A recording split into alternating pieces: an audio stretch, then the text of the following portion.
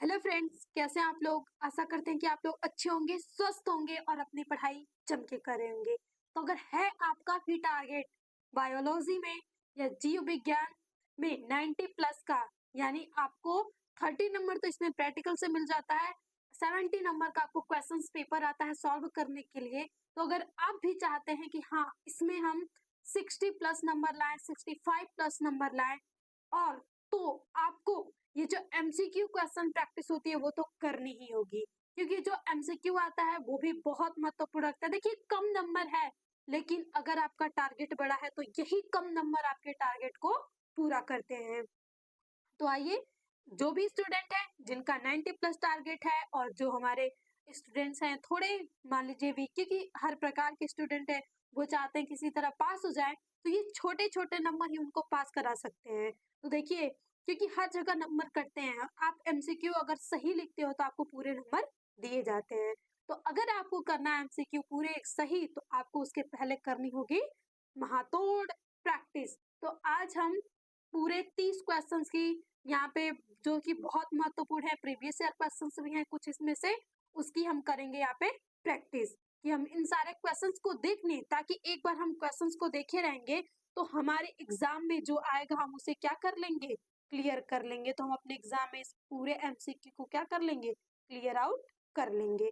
तो हमारा जो फोकस है, पूरे अच्छे तरीके से सभी क्वेश्चंस को देखना है। तो आइए, बिना टाइम वेस्ट किए हम शुरुआत करते हैं अपने क्वेश्चन और चलते हैं फर्स्ट क्वेश्चन की ओर। जैसा कि आप लोग देख रहे हैं कि पहला क्वेश्चन है कि बीजांड का वह स्थान जहां बीजांड वृत्त जुड़ा हुआ होता है कहलाता है। तो आप एक चीज याद रख लीजिएगा कि जब भी कोई चीजें ऐसे पूछ रहा है कि वहां पे जुड़ा हुआ कुछ पूछा जा रहा है कि हाँ, ये कैसे जुड़ा है, वो कैसे जुड़ा है, तो आप, जैसे कि अगर हम उसमें देखें, ये आपके पास बीजांड की संरचना पूछी गई है, तो ऐसे बीजांड होता है तो उसमें ये भाग आके जुड़ता है। ऐसे अगर हम बनाए तो यहाँ थोड़ा हल्का सा गड्ढा टाइप होता है जहां से ये हमारा वर्तिकाग्र नली या पराग नली जुड़ती है। तो इसी भाग को पूछा जा रहा है क्या कहते हैं। तो इस भाग को हम हाइलम बोल सकते हैं, या तो हम नाभिका बोल सकते हैं, नाभिका बोल सकते हैं, यानी ये पुष्पों में नाभिका बोला जाएगा या तो हाइलम। और अक्सर करके हाइलम वर्ड यूज किया जाता है। तो आप देखिए, क्या इस चारों ऑप्शन में आपको कहीं हाइलम दिख रहा है? तो यस, हमें दिख रहा है। पहला है माइक्रोपाइल, तो ये तो हम बोलेंगे नहीं। निभाग भी नहीं है। नाभिका और हाइलम मिल गया तो हम चौथे ऑप्शन पे मूव नहीं करेंगे। चौथा ऑप्शन तो हो ही नहीं सकता, क्योंकि अंड कोशिका है भाई, तो उससे हम जुड़ा हुआ कैसे बोल सकते हैं। अंड कोशिका ही तो भ्रूण का निर्माण करती है। अब हम दूसरे क्वेश्चन की तरफ आ जाते हैं कि टीबी टीके का नाम, जो टीबी टीके का नाम है वो क्या है, जो टीबी में जो लगाया जाता है, यानी टीबी जो बीमारी हो जाती है, ट्यूबरक्लोसिस, तो उसमें कौन से टीके का यूज किया जाता है? बीसीजी। तो आपका आंसर तो मिल चुका होगा, लेकिन अब थोड़ा पढ़ लेते हैं ना, थोड़े इंपॉर्टेंस इन चारों को भी, इन तीनों को भी दे सकते हैं। DPT, OBC, Covaxin. तो भाई कोवैक्सीन तो हमने देखा था कोरोना में चला था, और ये डीपीटी ये तो हो ही नहीं सकता। हम, यानी कि जो बीसीजी है, यही हमारे पास टीबी के टीके का नाम है। तो आपका पहला ऑप्शन इसका सही हो गया। तो दो क्वेश्चन हमने देख लिया। अब हम आ जाते हैं तीसरे क्वेश्चन पे कि भारत में रामदेव मिश्रा को किस विषय या अध्ययन के जनक के रूप में माना जाता है? यानी जो रामदेव मिश्रा जी हैं भारत में, उन्हें किस क्षेत्र के जनक के नाम से जाना जाता है? जैव प्रौद्योगिकी, अनुवांशिकी, मानव विकास, पारिस्थितिकी। तो यहाँ भी पहला ऑप्शन आपका सही हो जाएगा कि जो रामदेव मिश्रा जी थे, इनको पारिस्थितिकी का जनक कहा जाता है भारत के। अब हम आ जाते हैं अपने चौथे क्वेश्चन पे। तो देखिए, सभी क्वेश्चंस को आप अच्छे से देखने जाएंगे। देखिए, अनुवांशिकी तो हम लगा ही नहीं सकते, क्योंकि अनुवांशिकी मेंडल जी की थी, और बाकी जब ये मेंडल थी, ये तो ऑप्शन हो ही नहीं सकता। और मानव विकास में ये तो नाम आया नहीं था। जैव प्रौद्योगिकी में भी जेनेटिक इंजीनियरिंग, वो अनुवांशिक से रिलेटेड है, ये हो ही नहीं सकता। जो रामदेव मिश्रा जी हैं, वो पारिस्थितिकी के बारे में अध्ययन किए थे। अब आपके पूछा जा रहा है कि जेनेटिक इंजीनियरिंग का उपयोग किसमें किया जाता है? यानी जो जेनेटिक इंजीनियरिंग है, उसका उपयोग किसमें किया जाता है? तो जो जेनेटिक इंजीनियरिंग है, क्या हम चिकित्सा में करते हैं? यस, हमने चिकित्सा में भी किया क्योंकि जेनेटिक इंजीनियरिंग आई तभी से हमने जो भी माता के गर्भ में बच्चे का पालन हो रहा होता है, अगर वहाँ से कोई जेनेटिक डिसऑर्डर्स होता है तो हम उसे आसानी से क्या कर सकते हैं? ठीक कर सकते हैं। उसके पहले नहीं कर सकते थे। पारजीवी जीव में हाँ, हमने बहुत सारे पारजीवी जीव बनाया है। कृषि के क्षेत्र में यस, हमारे कृषि को बहुत सारी हानियाँ हो रही थी केमिकल छिड़काव के लिए, तो हमने जेनेटिक इंजीनियरिंग यूज़ किया और बचा लिया। तो यानी इन सभी में आपका जैव प्रौद्योगिकी का उपयोग किया जाता है, जेनेटिक इंजीनियरिंग का। तो कभी-कभी आपसे ये भी पूछा जा सकता है कि जेनेटिक इंजीनियरिंग का लॉन्ग क्वेश्चंस में उपयोग बताइए, तो आप लिख सकते हैं ना उसमें चिकित्सा के क्षेत्र में, कृषि के क्षेत्र में, परजीवी जीव में, तो ये सारे आपके पास इसमें भी हो जाएँगे और या एमसीक्यू में तो हमने देख ही लिया कि इन सभी में जेनेटिक इंजीनियरिंग का उपयोग किया जाता है। अब हम आ जाते हैं अपने नेक्स्ट 5वें क्वेश्चंस पे कि बैक्टीरिया द्वारा किण्वित फूले आटे का उभरा हुआ रूप कौन-सी गैस के कारण होता है? देखिए जो आटा हम बना मतलब ये ब्रेड आता है फूला हुआ स्पंजी सा, तो वो कौन-सी गैस होती है जो उसको मतलब फुला देती है उतना और उसमें छिद्र हो जाते हैं। तो देखिए वो गैस ही होती है, बनती है और जब गैस निकलती है तो छिद्र का भी निर्माण हो जाता है। तो क्या वो ऑक्सीजन होती है? क्या वो सल्फर डाइऑक्साइड होती है? क्या वो नाइट्रोजन गैस होती है? तो नो, वो होती है कार्बन डाइऑक्साइड, यानी तीसरा ऑप्शन आपका सही हो जाएगा। कार्बन डाइऑक्साइड जो है वही उसमें जाती है और उसको क्या कर देती है? फुला देती है। अब हम आ जाते हैं अपने 6th क्वेश्चंस पे कि किसने पुष्टि की है कि डीएनए एक आनुवांशिक पदार्थ है? देखिए डीएनए के बारे में ना जब अध्ययन हुआ था और जब ये पता लगाना था कि आखिर ये आनुवांशिक लक्षण को ले कौन जा रहा है।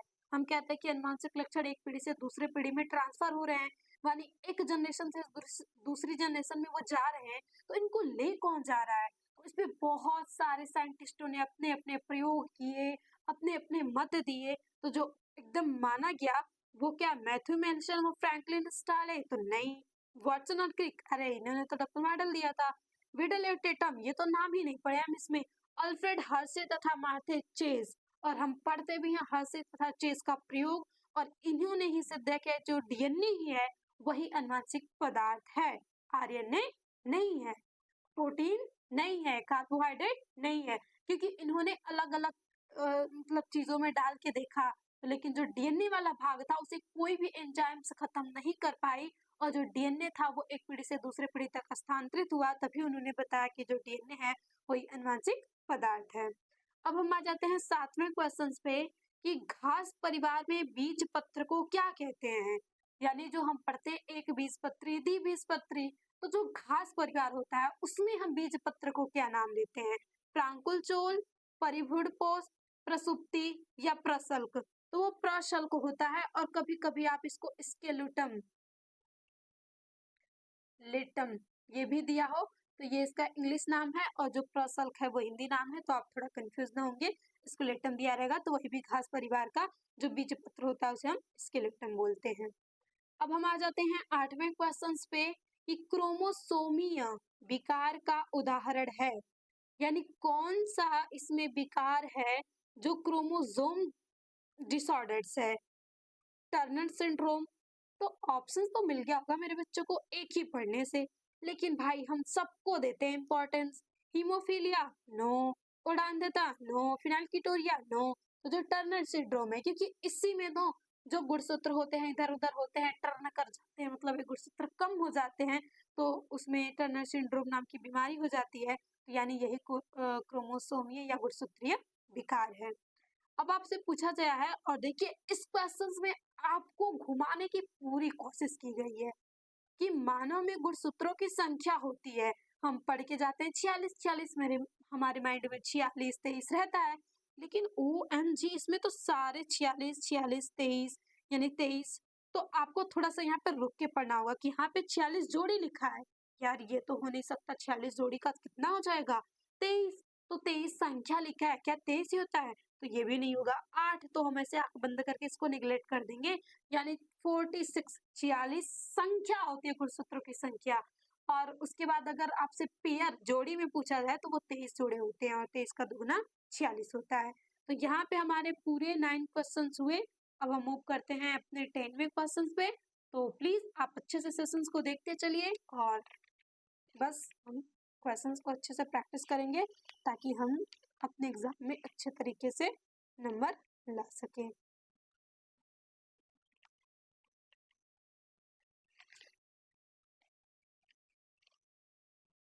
अब हम अपने 10वें क्वेश्चंस पे आ गए हैं और 10वां क्वेश्चंस भी बहुत इंपॉर्टेंट है।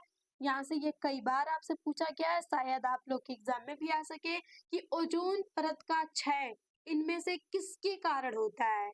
जो हम बोल रहे थे कि पर्यावरण प्रदूषण बहुत ही अधिक हुआ है जिसके कारण ओजोन छिद्र हो गया है। तो देखिए हम ये ओजोन छिद्र बोलते हैं लेकिन ओजोन छिद्र हो जाता ना तो बड़ी विकट समस्या आ गई होती क्योंकि छिद्र का मतलब क्या होता है कि वहां से कुछ आ जा सकता है परमाणु मतलब एकदम अच्छे से। लेकिन ओजोन परत पतली हुई थी, उसी को हम ओजोन छिद्र के नाम से जानते हैं। तो इसमें से पूछा गया है आपसे इस वाले क्वेश्चंस में कि इसका कारण कौन-कौन है। और कभी आपसे ओजोन परत पे बहुत सारे क्वेश्चन पूछे जाते हैं तो हम आगे देखेंगे भी। तो जैसे पूछा जाता है ओजोन छिद्र किस देश में हुआ था, तो वो भी आपको बताना होगा। ऑस्ट्रेलिया जहाँ पे लिए थे हम। उसके बाद हम यहाँ से ऑस्ट्रेलिया, अफ्रीका ऐसे करके नाम दिया होगा तो उसमें भी आपको टिक लगाना होगा। तो हम इसमें से देखते हैं सबसे पहले ये, फिर आगे भी वो क्वेश्चंस आते जाएंगे। तो जो ओजोन परत क्षय है वो CO2 के कारण हुआ था, नो। पैन के कारण हुआ था, नो। क्लोरोफ्लोरोकार्बन, अब ये पूछा जा सकता है कि क्लोरोफ्लोरोकार्बन का स्रोत क्या है, यानी ये निकलता कहाँ है। तो ये जो आपका क्लोरोफ्लोरोकार्बन है ये निकलता है आपके एसी से जो हम यूज करते हैं और जो हम रेफ्रिजरेटर यानी हमें ठंडियों में इन दोनों का यूज करते हैं। सॉरी, गर्मियों में हमें ठंडक चाहिए और हमें जो फूड है जल है वो भी क्या चाहिए, ठंडा चाहिए। तो इन दोनों का यूज करते हैं और यही दोनों हमारे chlorofluorocarbon CFS chloro chloro ClCFS हम बोल सकते हैं। क्लोरोकार्बन का क्या करते हैं, निर्माण करते हैं और ये करती है हमारे ओजोन परत को कमजोर, क्योंकि जो क्लोरीन होता है उत्प्रेरक की तरह कार्य करेगा और ओजोन O3 से रिएक्शन कर करके इसको पतली कर देता है। अब हम आ जाते हैं अपने 11वें क्वेश्चन पे कि ओजोन परत वायुमंडल में कहाँ पाई जाती है, यानी जो ओजोन परत है वो वायुमंडल में किस भाग में पाई जाती है। क्षोभ मंडल, बाह्य मंडल, आयन मंडल, तो संताप मंडल में ही पाई जाती है। ये भी आपके पास वेरी वेरी इंपॉर्टेंट है, इसे भी आप ध्यान में रखेंगे। हमेशा वो संताप मंडल में पाई जाती है। अब हम अपने 12वें क्वेश्चन पे आ जाते हैं कि निम्नलिखित में से विलुप्त प्राणी है, यानी ये जो 4 नाम दिए गए हैं कौन है जो इसमें से विलुप्त हो चुका है। शेर, अरे शेर तो मिलता है देखने को। मोर तो हम डेली देखते हैं, अगर गाँव शहरों दिखाई देते हैं अक्सर करके। तो ये तो जब हम देख रहे हैं तो ये विलुप्त कहाँ से हो गया। बाघ, हाँ ये भी देखा जा सकता है संकटग्रस्त है लेकिन इन्हें बचाया जा चुका है। डोडो यही नहीं है तो यानी हम इसे नहीं देखे हैं तो ये क्या हो गया है, विलुप्त हो गया है। और फिर अगेन इम्पोर्टेंट क्वेश्चंस कि भारत में पर्यावरण सुरक्षा अधिनियम किस वर्ष में पास हुआ था। जो पर्यावरण सुरक्षा अधिनियम बनाया गया था, क्योंकि पर्यावरण को सुरक्षित करना बहुत ही जरूरी है और हम सभी सबको मिलकर अपने पर्यावरण को सुरक्षा देना होगा यदि हमें एक अच्छी लाइफ जीना है तो। नहीं तो फिर जब पर्यावरण प्रदूषण अपनी चरम सीमा पे आएगा तो तरह तरह की बीमारियां और हमें परेशानियां होंगी। तो अगर हम मिल बांट के ही पौधे ज्यादा से ज्यादा लगाते रहे तो प्रदूषण धीरे धीरे कम होता रहेगा। तो यानी जो सुरक्षा अधिनियम था वो किस वर्ष पास हुआ था, क्या 1976, 1966, 1996, तो वो 1986 में पास किया गया था भारत में पर्यावरण सुरक्षा अधिनियम को। ये आपको थोड़ा सा लर्न करके रखना है यहाँ से। 1986। अब आपसे पूछा जा रहा है कि SO2 प्रदूषण का सूचक है, यानी सल्फर डाइऑक्साइड प्रदूषण अगर कहीं पे है तो उसका सूचक कौन सा है। शैवाल, लाइकेन, कवक या इनमें से कोई नहीं। तो आपको एकदम करेक्ट ऑप्शन लगाना होगा कि लाइकेन, क्योंकि अगर जहाँ पे SO2 बहुत ज्यादा है, प्रदूषित है, तो वहां पे लाइकेन आपको नहीं मिलेंगे, नहीं उगेंगे वो। फिर उसके बाद आपसे पूछा जा रहा है कि इनमें से कौन सा देश का पहला राष्ट्रीय उद्यान है, यानी इन चारों ऑप्शन में से कौन सा राष्ट्रीय उद्यान है जो सर्वप्रथम बनाया गया था। तो बांदीपुर, कान्हा की दुधवा की कार्बेट, तो ये आपके पास कार्बेट है। जो कार्बेट है यही क्या है, सबसे पहला राष्ट्रीय उद्यान है। और एक और भी क्वेश्चंस बहुत इंपॉर्टेंट है कि पूछा जाता है उत्तर प्रदेश में कौन सा राष्ट्रीय उद्यान स्थित है, तो वो दुधवा राष्ट्रीय उद्यान स्थित है। अब आपसे पूछा जा रहा है कि स्वस्थाने या इन सीटू संरक्षण का उदाहरण है। तो हमने एक क्वेश्चंस में भी देखा था कि इन सीटू और बाय सीटू मतलब एक्स सीटू में क्या है, इसे कैसे कहते हैं और इसके उदाहरण क्या है। तो जो भी उद्यान के तरीके होते हैं, चाहे वो जंतु को सुरक्षा के लिए हो, प्राकृतिक रूप से बनाए गए हों, तो वो स्वस्थाने के अंतर्गत आते हैं, वो इन सीटू के अंतर्गत आते हैं। तो यहाँ पे लिखा है कि वनस्पतिक उद्यान, जंतु उद्यान, जीव सफारी, ये सभी, तो ये सभी है कि राष्ट्रीय उद्यान, जंतु उद्यान ये तो प्राकृतिक ही है। तो जब ये दोनों है और दो है नहीं, तो ये सभी, ये थोड़ा सा कंफ्यूजन कीजिए। लेकिन जीव सफारी भी है जो है इन सीटू के अंतर्गत है। एक्स सीटू के अंतर्गत क्या आता है, तो बीज बैंक, जीन बैंक, ये सारे जो आते हैं, जो कि एक प्राकृतिक वातावरण ही तैयार किया जाता है मानव द्वारा, उसे हम एक्स सीटू बोलते हैं, और जो प्राकृतिक रूप से है उसे हम इन सीटू बोलते हैं। अब ये भी बेहद इंपॉर्टेंट क्वेश्चन है कि चिपको आंदोलन चलाया गया था। जो चिपको आंदोलन था वो किस राज्य से चलाया गया था? उत्तराखंड, मध्य प्रदेश, हरियाणा, दिल्ली। तो ये उत्तराखंड से चलाया गया था, और ये वृक्ष को बचाने के लिए चलाया गया था। कभी पूछा जाता था कि आखिर ये किसके लिए चलाया गया था, तो वृक्ष के लिए, वन के लिए। यहाँ की औरतें, बूढ़े, बच्चे जो भी थे, जो कटाई हो रही थी प्लांट को, उसे बचाने के लिए उसपे चिपक जा रहे थे कि अगर पौधे काटना है तो हमें काट के फिर पौधों को काटिए। तो एक बहुत ही मतलब यहाँ से पर्यावरण प्रदूषण के लिए एक बहुत ही अच्छी पहल थी। अब हम आ जाते हैं 18वें क्वेश्चन पे कि विश्व जैव विविधता दिवस है। ये भी जो दिवस है ये भी इम्पोर्टेंट होता है, आपसे पूछा जा रहा है। तो विश्व जैव विविधता दिवस 29 सितंबर, 22 अप्रैल, 5 जून। तो 5 जून को तो पर्यावरण प्रदूषण होता है, 19 सितंबर को भी नहीं, ये होता है 29 दिसंबर को विश्व जैव विविधता दिवस। ये थोड़ा सा याद रखेंगे, विश्व जैव विविधता दिवस 29 दिसंबर को मनाया जाता है। अब हम आ जाते हैं अपने 19वें क्वेश्चन पे कि इडली डोसा के आटे में कौन सा सूक्ष्म जीव प्रयुक्त किया जाता है। तो भाई खूब पसंद रहती है आपको इडली और डोसा, तो क्या आपको ये भी तो पता होना चाहिए, आप बायोलॉजी के स्टूडेंट हो, कि आखिर ये बना कैसे है, इसमें किस जीव का प्रयोग किया गया है, क्या वो ईस्ट का, क्या वो जीवाणु का, क्या वो विषाणु का, क्या प्रोटोजोन का। तो ये ईस्ट द्वारा तैयार किया जाता है, निर्मित किया जाता है। अब आपसे पूछा जा रहा है 20वें क्वेश्चन पे हम आ गए कि यौन संचरित रोग है, यानी इन 4 ऑप्शन में से कौन सा रोग है जो कि मतलब यहाँ से यौन संचरित रोग है। खसरा, अरे ये क्या, टीबी नहीं, गोनोरिया, टाइफाइड, टाइफाइड, टीबी, खसरा, ये तो हो ही नहीं सकता, ये थोड़ा डिफरेंस लग रहा है। गोनोरिया, तो गोनोरिया ही एक यौन संचरित रोग है। तो देखिए हमने 20 क्वेश्चंस कर लिए हैं। अब हम आते हैं अपने 21 क्वेश्चंस पे। तो बस आप अच्छे से पूरी प्रैक्टिस करके जाना, क्लास को अधूरा मत छोड़िएगा कि आपके एग्जाम में भी क्वेश्चन आ जाए तो आपको लगा कि काश मैंने उस टाइम पढ़ लिया था, क्वेश्चन प्रैक्टिस कर ली होती। ये काश वर्ड आपकी जिंदगी में आने नहीं चाहिए, क्योंकि ये है बहुत खतरनाक वर्ड। अब हम आ जाते हैं 21वें क्वेश्चन पे कि हवा द्वारा परागित होने वाले पुष्प को कहते हैं। आपको लगेगा कि अरे मैम ये क्या ही इतना बेहद इजी सा सवाल लेके आ गए हो। तो भाई आपके एग्जाम में भी कोई कोई सवाल ऐसे मिलेंगे कि आपको बेहद इजी लगेंगे, और वही सवाल आपके कॉन्फिडेंस को ब्रूस्ट अप करेंगे और आप एग्जाम को अच्छे से देके आएंगे। तो हार्ड और मीडियम और लो सारे क्वेश्चंस होते हैं। ये नहीं कि सारे क्वेश्चंस बहुत ही हार्ड दे दे, सारे क्वेश्चंस बहुत ही इजी दे दे, मीडियम लेवल के दे दे, तो आपको ऊपर नीचे तो उतार चढ़ाव जिंदगी में मिलता है, तो भाई पेपर में क्यों नहीं मिलेगा, पेपर में भी मिलेगा।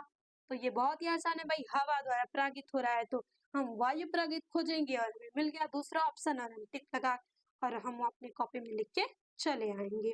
अब आपसे पूछा जा रहा है 22वां क्वेश्चन की आवृत बीजी पौधे का भ्रूण पोष होता है।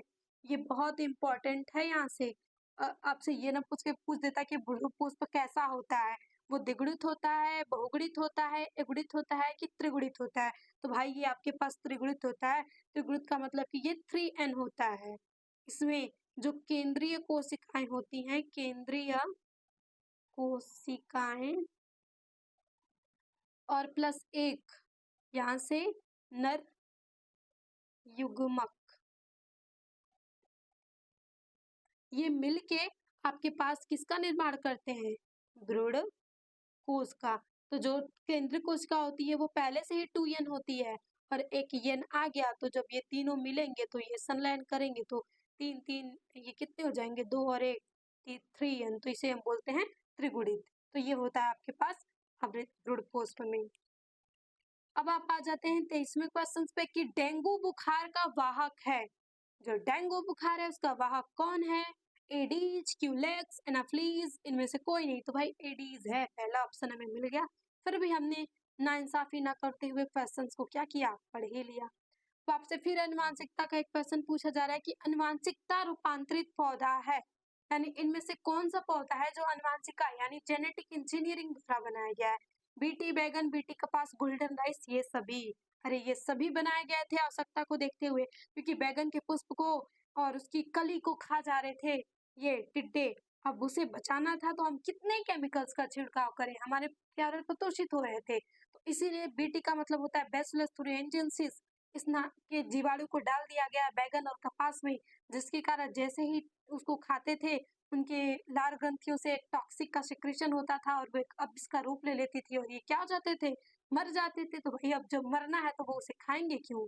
अब कोई जानबूझ के तो आग में कूदेगा नहीं, या वो पहाड़ों से कूदेगा नहीं कि हम नहीं, हम मरना चाहते हैं। तो भाई अब सुसाइड करना हो तो वो अलग बात है, वो टिड्डे भी कर सकते हैं, नहीं भाई हम खा के मरेंगे, तो ऐसा तो होगा नहीं। और गोल्डन राइस कब आया था? जैसे बंगाल का अकाल पड़ा था तो उस समय भूखमरी के साथ साथ मतलब पोषण हो गया था, तो उसी को पूरा करने के लिए गोल्डन राइस बनाया गया था। और आपसे पूछा भी जा सकता है कि गोल्डन राइस में क्या पाया जाता है, तो आपके पास गोल्डन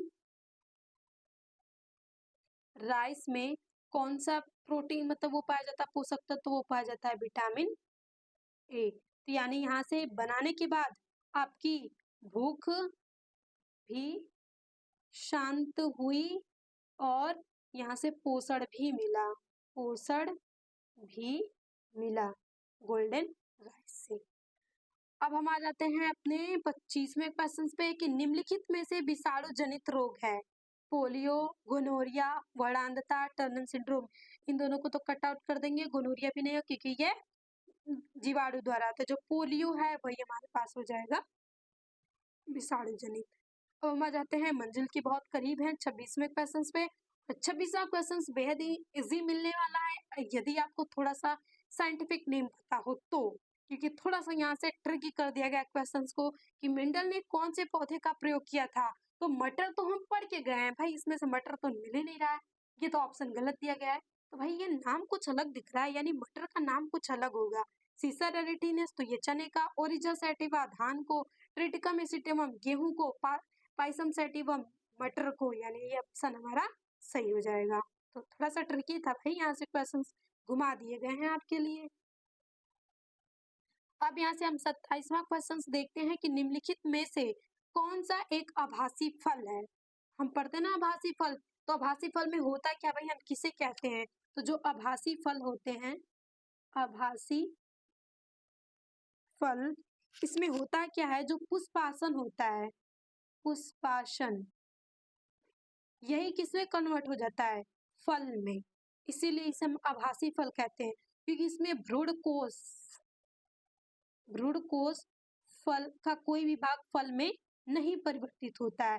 इसमें जो फल में परिवर्तित होता है वो कौन होता है, पुष्पासन, इसीलिए इसे आभासी फल कहा जाता है। तो भाई कौन है इसमें से, पपीता, आम, अनार तो नहीं, जो सेब है, सेब हो गया, स्ट्रॉबेरी हो गया, अखरोट हो गया, ये तीन आपके पास आभासी फल है। एक तो आपके पास हो ही गया सेब, एक होता है स्ट्रॉबेरी, और एक आप याद रखेंगे अखरोट, और भाई सेब वाला भी लिख लो। तो ये जो तीनों के तीनों होते हैं ये आभासी फल होते हैं, आभासी फल होते हैं।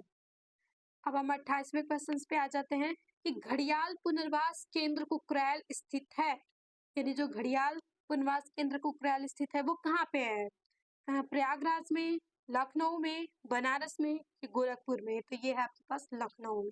ये भी एक प्राकृतिक वातावरण तैयार किया जाता है इसको रहने के लिए। अब आपसे ये फिर बहुत ही अजीब पूछ दिया गया, ऐसे इजी सवाल आते क्यों हैं भाई, आएंगे। आवृत बीजी पौधों में पुष्प में कितने भाग होते हैं? 2, 3, 4? अरे 4 ही तो पढ़े हैं, दलपुंज, बादलपुंज, जयांग, पुमंग। तो हम रट के आए हैं, इसमें कैसे गलतियां हो सकती भाई? बहुत पढ़ा है हमने, इसको प्रैक्टिकली भी पढ़ा है। तो भाई 30 क्वेश्चन तो हो गए कंप्लीट, लेकिन हम 30 न करके करते हैं 31, क्योंकि एक आपके पास शुभ क्वेश्चन होना चाहिए ताकि एग्जाम में भी आपके शुभ शुभ क्वेश्चन करके आए। तो जो डीएनए खंडों को कौन सी एंजाइम से जोड़ती है, ये भी वेरी वेरी इंपॉर्टेंट है कि जो डीएनए खंड जब रेप्लिकेशन करते हैं, ये टूटते हैं, उनके स्थान पे दूसरे आते हैं, तो भाई इन्हें कौन जोड़ेगा? क्या हम फेविकिल लगा के जोड़ेंगे? यार तो डीएनए तो दिखता नहीं, तो हम जोड़ेंगे कैसे? हमें उसके लिए एंजाइम्स का प्रयोग करना चाहिए, थोड़े से जोक्स पार्ट। तो क्या वो डीएनए पॉलीमरेज है? नहीं, ये तो चयन करके लेके आती है। डीएनए के जरिए ये तो तोड़ती है। डीएनए लाइगेज, यस, यही आपके पास सही हो जाएगा। ये दोनों गलत, ये डीएनए आरएनए पॉलीमरेज तो हो ही नहीं सकता।